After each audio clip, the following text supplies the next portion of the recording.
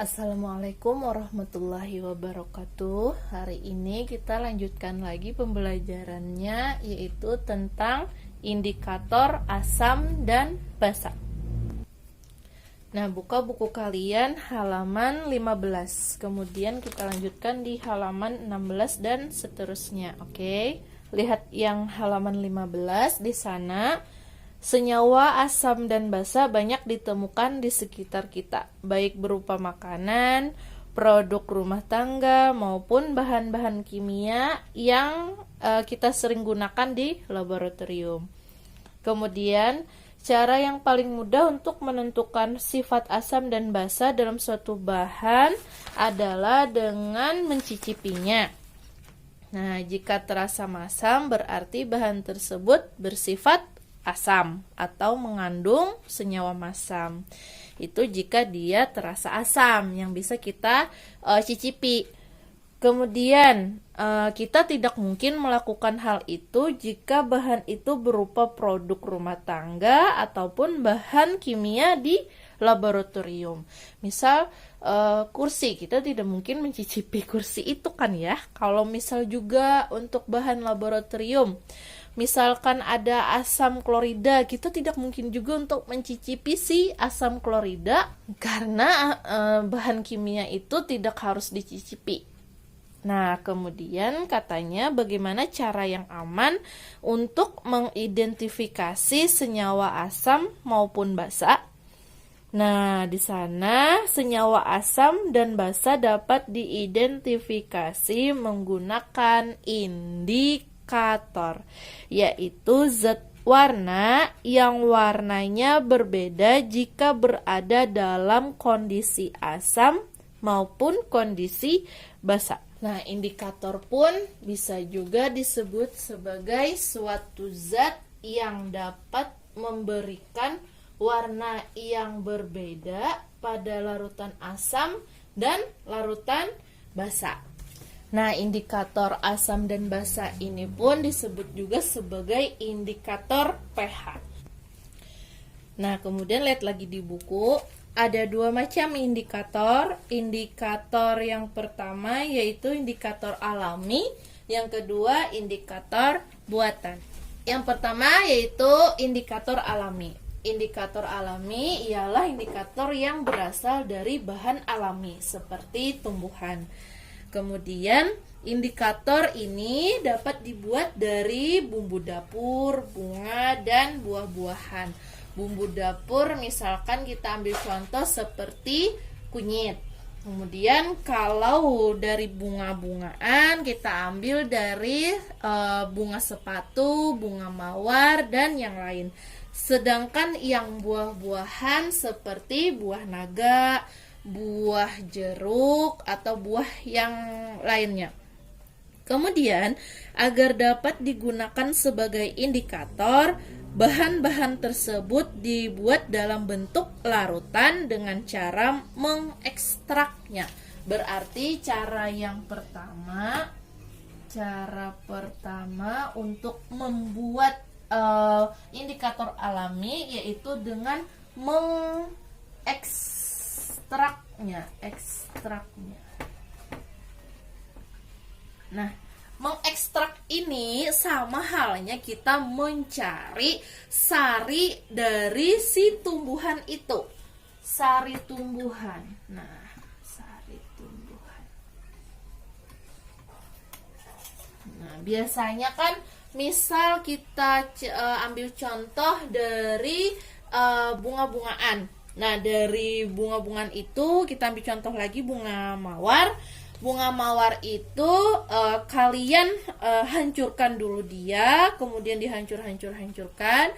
Dari hancurkan itu kemudian kita ekstrakkan. Diekstrak itu maksudnya diperas atau kita ambil sari bunganya.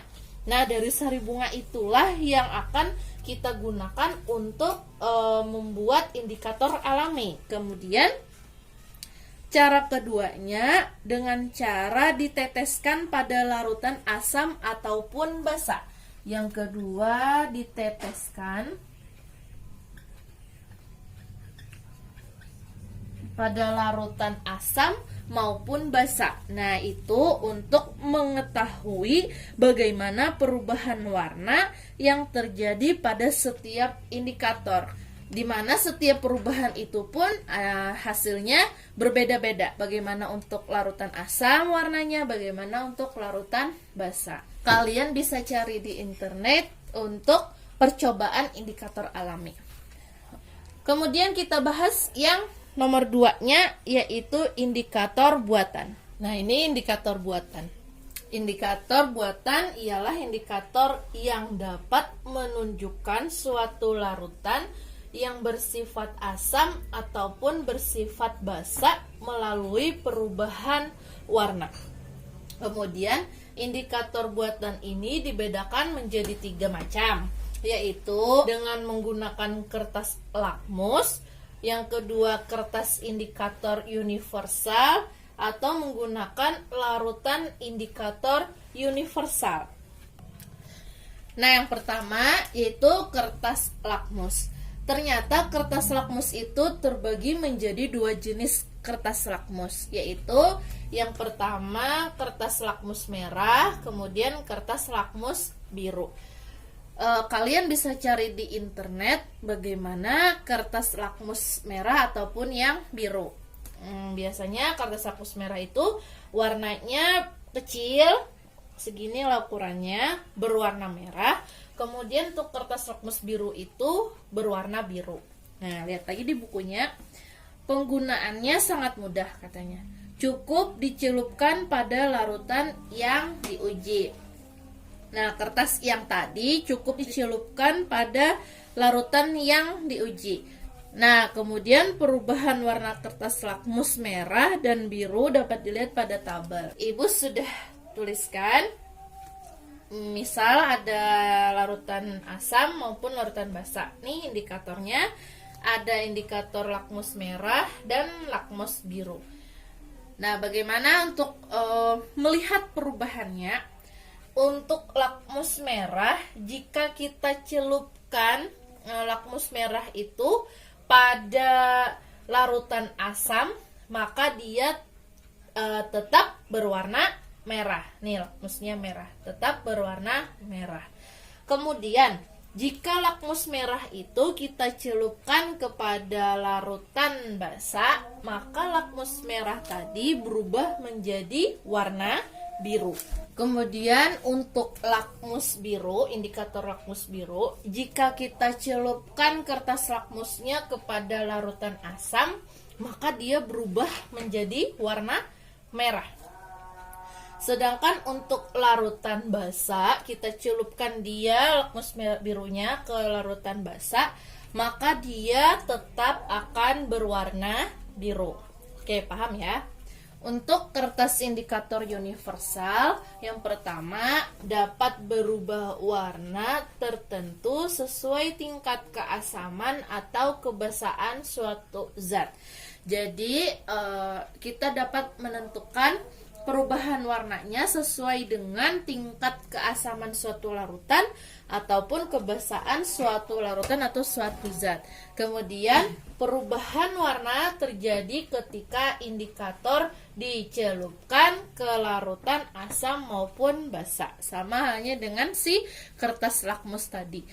Kita dapat melihat perubahan warnanya ketika kita kertas indikator universalnya dicelupkan ke dalam larutan asam ataupun basa. Nah, ini untuk si kertas indikator universal. Kalian juga bisa lihat di internet bagaimana bentuk dari kertas indikator universal itu. Nah, yang ketiga, larutan indikator universal. Di sana lihat di buku, larutan indikator universal yang sering digunakan adalah yang fenolftalin, metil jingga, bromtimol biru, dan metil merah. Jika kita meneteskan larutan asam atau basa ke dalam larutan indikator universal, kita dapat melihat perubahan warna larutan indikator. Nah, berarti jika kita meneteskan larutan asamnya, nah kalau ini yang kita teteskan adalah si larutan asam atau larutan basah pada si indikator dari larutan indikator universal. Maka di sana akan terlihat perubahan warnanya. Nah, sekarang yang ini di tabel ini adalah perubahan warna dari larutan indikator universalnya. Nah, misal untuk indikator fenolftalin, jika diteteskan larutan asam, maka perubahan warnanya ialah tidak terjadi perubahan warna, tidak berwarna. Kemudian kalau kita teteskan larutan basah pada fenolftalin, maka dia berubah menjadi merah muda. Nah, kemudian untuk si indikator metil jingga, I-nya ketinggalan. Jika kita teteskan pada larutan asam, maka si metil jingga di larutan asam akan berwarna merah. Sedangkan pada si larutan basah berwarna kuning. Nah, untuk si brom timul biru, jika pada larutan asam kita teteskan larutan asam, maka dia akan berwarna kuning. Pada larutan basah dia berwarna biru untuk si brom timul biru. Untuk si metil ungu, pada larutan asam dia berwarna ungu, pada larutan basah dia berwarna hijau. Kemudian pada brom kresol ungu, pada larutan asam dia berwarna kuning, pada larutan basah dia berwarna ungu. Fenol merah di larutan asam kuning, larutan basah merah. Metil merah di larutan asam merah, di larutan basah berwarna kuning. Untuk timolftalin, pada larutan asam dia tidak berwarna, sedangkan pada larutan basah dia akan berwarna biru. Nah, ini adalah tabel larutan indikator universal yang sudah ditentukan. Nah, inilah indikator asam dan basa. Tadi ada dua jenis indikator asam dan basa. Yang pertama tadi indikator alami, kemudian ada indikator buatan. Yang indikator alami dari tumbuh-tumbuhan, sedangkan pada indikator buatan ada 3. Yang pertama kertas lakmus, yang kedua kertas indikator universal, dan yang ketiga ini larutan indikator universal. Oke, paham ya untuk indikator asam dan basa. Nah, sekarang kita bahas yang pengukuran pH larutan. pH setiap zat tidak sama.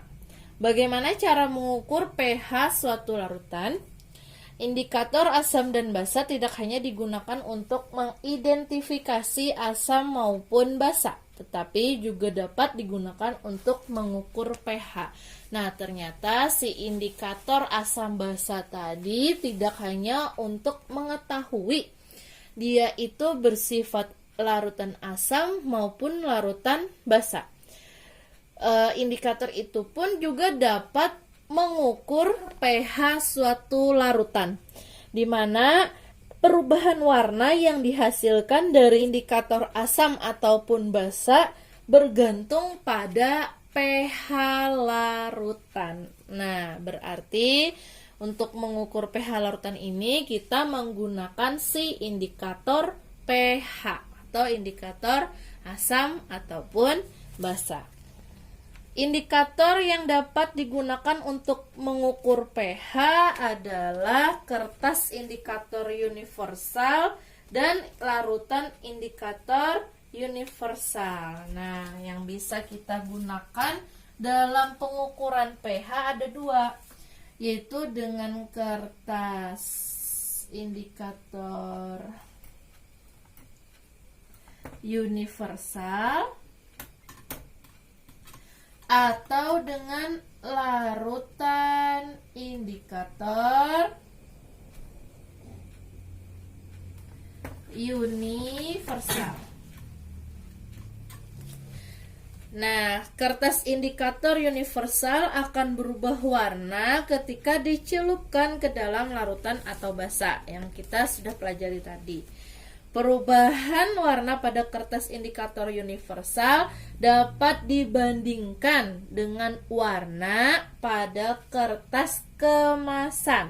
di mana warna indikator menyatakan nilai pH-nya. Nah, berarti pada si kertas indikator universal itu dapat kita bandingkan warnanya.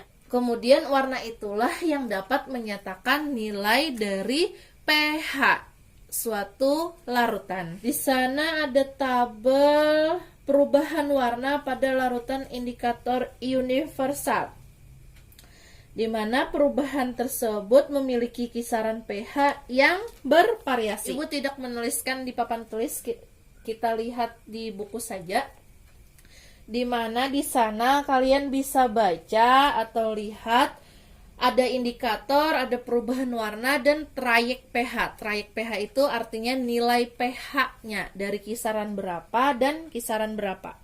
Nah, di sana misalkan indikator fenolftalin, perubahan warnanya tadi kan kalau tidak berwarna itu tadi jika kita campurkan pada larutan asam maka tidak terjadi perubahan warna, yaitu tidak berwarna. Sedangkan pada larutan basanya berwarna merah muda. Nah, trayek pH-nya itu dari kisaran 8,2 sampai 10. Berarti asamnya dari 8,2 sampai 10. Kemudian untuk metil jingga, perubahan warnanya tadi pada larutan asam dia merah, pada larutan basa dia kuning. Untuk trayek pH-nya dari 3,2 sampai dengan 4,4. Nah, untuk brom timul biru, larutan asamnya kuning, untuk basanya biru. Kisaran trayeknya dari 6 sampai 7,6 dan seterusnya. Kalian bisa lihat di sana ya. Untuk pengukuran pH larutan ini Ibu jelaskannya di contoh soal aja ya. Karena biasanya pada soal ini sering keluar soalnya. Oke, kita lihat contoh soal yang di sana. Ada suatu larutan diuji dengan 4 larutan indikator universal. Nah, kalian lihat di buku untuk tabelnya atau hasil pengujiannya. Di sana tadi kan diketahui hasil pengujiannya ada 4 indikator, ada fenolftalin, metil jingga, brom timul biru, dan metil merah. Untuk si fenolftalin, dia menghasilkan warna tidak berwarna. Yang metil jingga merah, BB-nya kuning, dan metil merahnya merah. Bagaimana untuk perkiraan pH-nya? Untuk mencari pH-nya, trayek pH-nya, kita lihat dari tabel yang di atas tadi. Yang di atas, yang ini. Nah, yang ini.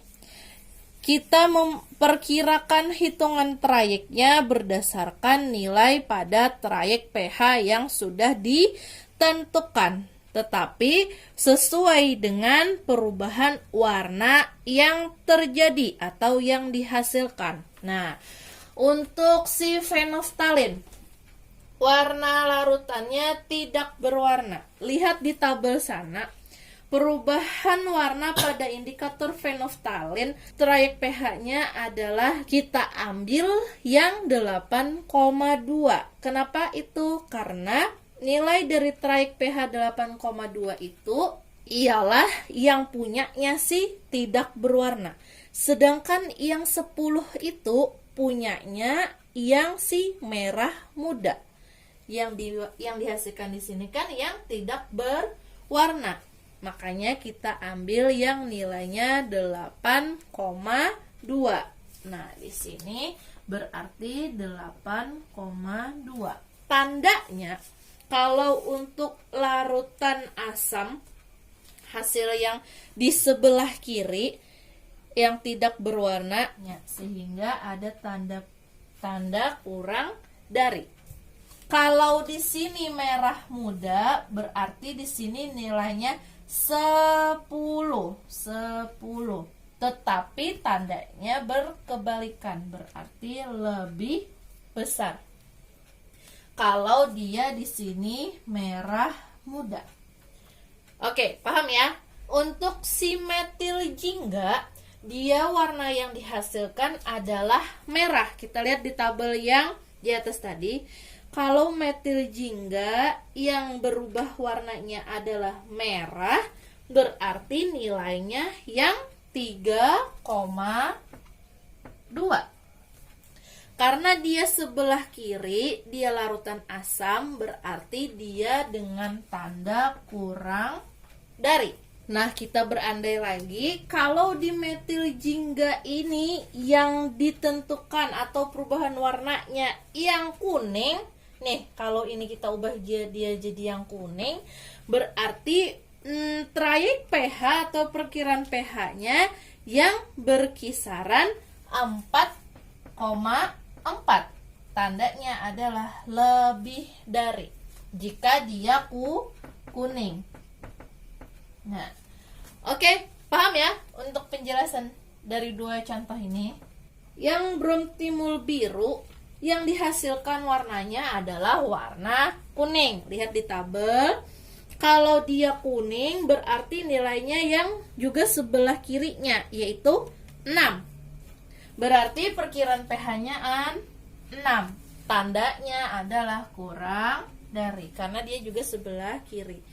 Kemudian untuk metil merah yang dihasilkan adalah merah. Berarti nilainya 4,2. Tandanya adalah kurang dari. Nah, beginilah caranya untuk perkiraan pH. Kita melihat perkiraan pH-nya itu dari tabel trayek yang telah disediakan dari soal. Nah, oke, paham ya untuk menghitung perkiraan pH pada suatu indikator asam dan basa atau indikator pH. Kemudian sebelahnya halaman 18 katanya untuk memperoleh hasil yang lebih teliti lagi dicari dengan cara daerah irisan pH larutan. Katanya tadi kan untuk memperoleh hasil yang lebih teliti tadi dicari daerah irisan pH larutan. Irisan pH larutan ini yaitu dengan menggunakan garis bilangan. Bilangan. Nah, di matematika kalian pasti sudah belajar tentang garis bilangan. Ibu olah dulu garis bilangannya. Seperti ini garis bilangannya. Ya kan? Ingat ya? Tapi ada perbedaannya. Garis bilangan kalau di matematika di tengah sini dari 0, kalau ke sana positif, kalau ke sini negatif. Kalau garis bilangan pada indikator pH tidak seperti itu. Dia dari sini satunya sampai ke ujung sini nilainya 14 sesuai nilai dari asam basa yang pH-nya. Ingat yang pH plus pOH sama dengan 14. Menggunakan nilai itu dari 1 sampai 14. Ingat lagi rumusnya, jika dia kurang dari 7 maka sifatnya asam. Jika dia lebih dari 7 maka sifatnya basa. Jika dia kurang dari 7 berarti di tengah sini 7 ya. Nih, tengah sini 7. Kalau dia nilai trayek pH-nya kurang dari 7, berarti dia bersifat asam. Kalau trayek pH-nya lebih dari 7, berarti dia bersifat basa. Oke, ini garis bilangan untuk si indikator asam ataupun basa atau indikator pH. Soal ini bagaimana untuk menentukan hasil yang lebih teliti lagi? Lihat cara ibu. Agak sedikit berbeda dengan di buku agar lebih mudah untuk mencarinya. Langkah pertama kita bikin garis bilangannya. Garis bilangannya yang di sini 1, yang di sini 14. Yang di tengah nilainya tuh 7. Cara yang pertama ini. Untuk langkah berikutnya lihat trayek pH untuk si fenolftalin yang pertama. Perkiraan pH-nya kan di sana ada kurang dari 8,2. Kita hitung perkiraan 8,2 untuk dari 7, berarti 8,2-nya sekitar sini 8, sini 8,2-nya. Nah, kita perkiraan. Misal di sini 8,2-nya kita tarik ke atas kalau dia kurang dari, kalau asam dia kurang dari 7. Nih tandanya kurang dari. Nih tandanya kurang dari. Untuk basa dia tandanya lebih dari 7. Nih lebih dari. Karena tanda dari si fenolftalin, perkiraan hasil dari fenolftalin hasilnya adalah kurang dari 8,2, dia sebelah kiri tadi, maka dia mempunyai kisaran atau irisan pH-nya ke sebelah kiri. Nah, paham ya? Untuk yang kurang dari 8,2. Kalau kurang dari, ini tandanya panahnya, ingat ini nih rumusnya. Kalau dia kurang dari panahnya, berarti dia menuju ke sebelah kiri. Kalau dia hasilnya nanti ada lebih besar atau tandanya lebih besar pada 7 atau nilainya lebih besar pada trayek pH yang diketahui, maka dia akan mengarah ke sebelah kanan. Nanti Ibu kasih contoh.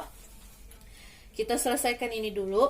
Kemudian yang metil jingga kurang dari 3,2. Kita perkirakan, misal sini 2, di sini 3, di sini berarti 3,2. Kita perkirakan. Dia juga kurang dari, berarti dia juga mengarah kepada si arah kiri. Nah, lihatlah punya Ibu caranya berbeda sedikit dengan di buku. Kemudian untuk bromtimol biru, dia berwarna kuning, juga kurang dari 6. Berarti kalau kurang dari 6 kita kisaran sini. Dia juga kurang dari berarti juga 2 mengarah kepada sebelah kiri. Nah, oke, paham ya? Terus paham? Sama-sama kita belajar. Untuk metil merah dia juga ke sebelah kiri karena dia tandanya kurang dari 4,2. Misal sini 4, sini 4,2-nya. Tarik lagi ke atas, dia pun juga ke sebelah kiri. Kemudian kita cari garis irisannya, garis yang berarsir. Untuk yang 3,2 dia kan awalnya seperti ini. Tadi kan seperti ini. Tidak ada, cuman dia tetap menempati pada garis si 4,2. Makanya dia sempurna dari atas sampai bawah. Karena garisnya di sini full semuanya, maka kita arsir dia. Nah, mendapatkan sebuah nilai dari 3,2 sampai 4,2. Maka hasil akhir yang didapatkan dari soal ini yaitu dari saran 3,2. Nih 3,2 karena dia dari garis yang 3,2 ini sampai dengan 4,2. 4,2 nih. Garisnya juga full dari atas sampai bawah. Yang ini karena di 4,2 garisnya melewati 3,2, dia akan full garisnya. Makanya mendapatkan arsiran di tengahnya sehingga nilai akhirnya dari 3,2 sampai 4,2. Paham ya? Untuk mencari irisan pH larutannya. Ibu kasih contoh lagi satu. Nah, perhatikan untuk contoh soal yang Ibu buat. Nah, di sini ada tabel trayek atau tabel indikator universal. Ada metil jingga, metil merah, bromtimol biru, dan fenolftalin. dimana masing-masingnya mempunyai warnanya dan trayek pH-nya ini sama dengan di buku. Yang ditanyakannya yaitu, nah pada indikator Mj metil jingga yang dihasilkan warnanya adalah yang warna kuning. Untuk si metil merah yang dihasilkannya juga warna kuning. Yang BB yang dihasilkan warna biru. Sedangkan yang fenolftalin yang dihasilkannya adalah yang tidak berwarna. Berapakah trayek pH-nya? Nah, untuk trayek pH-nya atau perkiraan pH-nya seperti yang tadi, kita lihat untuk yang Mj metil jingga yang dimintanya adalah si kuning. Berarti dia pun memiliki nilai trayek sebelah kanan, berarti yang 4,4. Kata ibu, kalau yang di larutan basa dia tandanya adalah tanda lebih besar, atau yang di sebelah kanan dia tandanya adalah yang lebih besar, berarti 4,4 lebih besar. Kemudian yang metil merah MM yang dimintanya juga warna kuning. Kuningnya berarti juga yang sebelah kanan, berarti 6,2 larutan basa, berarti tandanya pun juga yang ke arah yang lebih besar, berarti 6,6 lebih besar. Untuk yang BB bromtimul biru, hasil warnanya yaitu biru, nilainya berarti 7,6, juga sama lebih besar 7,6. Untuk yang fenolftalin tidak berwarna, dia yang sebelah kiri, berarti yang larutan asam. Larutan asam tandanya kecil atau kurang dari. Nilainya berarti 8,3, lebih kecil. Nah, berarti untuk trayek pH-nya yang Mj lebih besar 4,4, MM lebih besar 6,6, BB lebih besar 7,6, dan fenolftalin lebih kecil dari 8,3. Nah, ini untuk menentukan trayek pH-nya. Oke, mengerti ya sampai sini? Nah, bagaimana untuk menentukan hasil akhirnya? Yang lebih teliti tadi kan kita menggunakan daerah irisan pH larutan. Perhatikan lagi, oke? Nah, untuk menentukan hasil akhirnya itu dengan tadi, yaitu daerah iris pH larutan. Berarti langkah pertama kita bikin garis bilangan. Di sini 1, di sini 14. Di tengah-tengahnya tuh 7. Di sini asam kurang dari 7. Di sini basa lebih dari 7. Nah, ingat tadi hasilnya.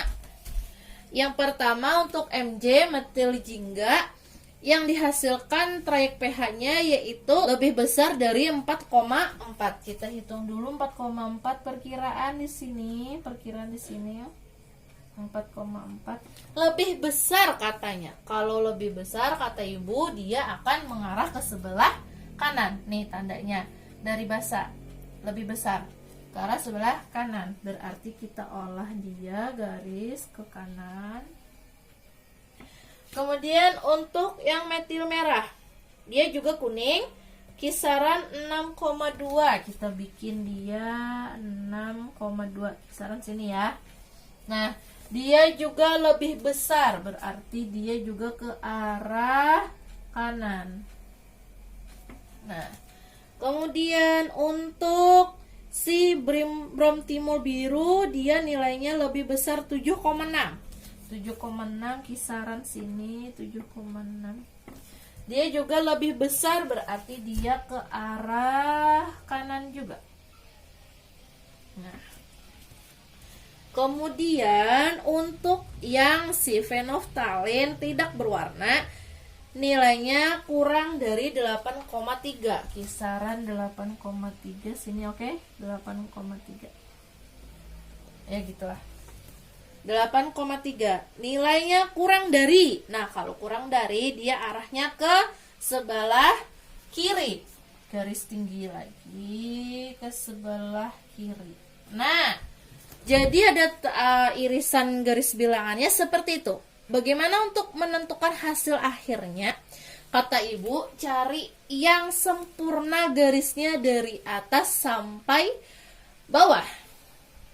Nah, atau lebih mudahnya lagi, kita garis untuk seluruhnya. Garis penuh untuk seluruhnya. Nah, begini caranya. Yang pertama tadi juga bisa kalian coba dengan garis seperti ini lagi. Nah, kita garis seperti ini. Kita garis penuh dia. Garis penuh dia. Nah, seperti ini. Kemudian yang ini ke arah kiri, kita garis dia ke arah kiri. Nah, dari garis penuh ini kalian bisa lihat mana yang memiliki garis penuh dari atas sampai bawah. Ternyata yang dari 7,6 nih, dari atas sampai bawah. Nah, ini. Nah, dia akan menghasilkan nilai atau garis yang penuh. Nah, kalian garis itu tadi. Berarti yang pertama tadi pun kalian juga bisa garis terlebih dahulu untuk menghasilkan garis yang penuh dari atas sampai bawah. Yang tadi, yang pertama tadi.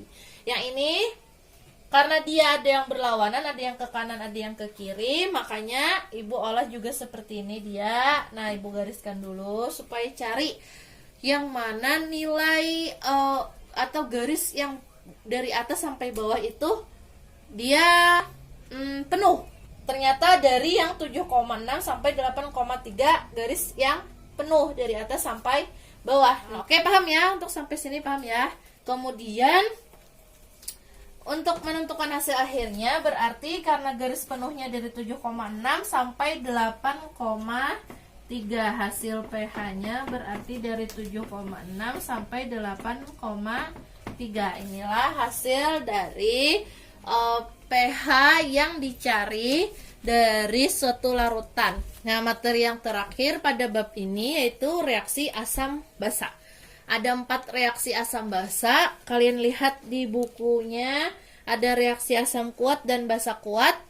Di sana ada contohnya, di mana reaksi asam kuat dan basa kuat itu akan menghasilkan garam dan air.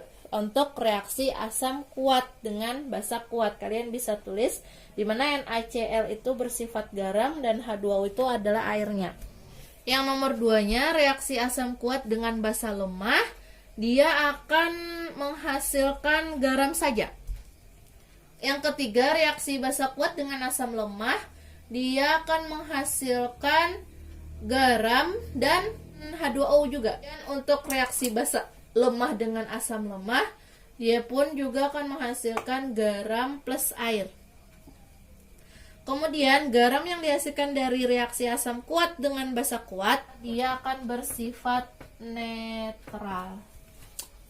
Sedangkan garam dari kombinasi asam dan basa lainnya tidak bersifat netral. Nah, di mana materi ini akan dibahas pada bab berikutnya. Oke. Paham ya untuk penjelasan ibu ini? Semoga kalian mengerti apa yang ibu maksudkan, apa yang ibu jelaskan. Sama-sama belajar kita ya, oke? Ibu punya tugas untuk kalian. Nah, ini soalnya ya. Kalian tulis di buku. Soalnya ini sama untuk mencari pH hasil akhirnya. Oke, ini satu, ini nomor satunya. Nah, kemudian nomor 5 yang di halaman 21 di buku kalian.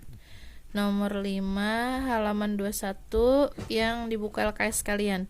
Ini nomor 2-nya. Oke. Nah, kemudian yang nomor 3-nya ini soalnya. Oke.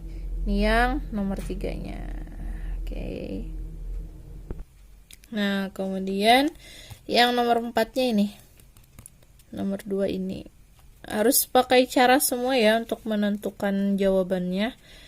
Jangan tidak pakai cara, karena ibu kalau tidak pakai cara ibu tidak akan menilai. Oke, ini saja penjelasan ibu hari ini. Terima kasih banyak. Salah khilaf mohon maaf. Assalamualaikum warahmatullahi wabarakatuh.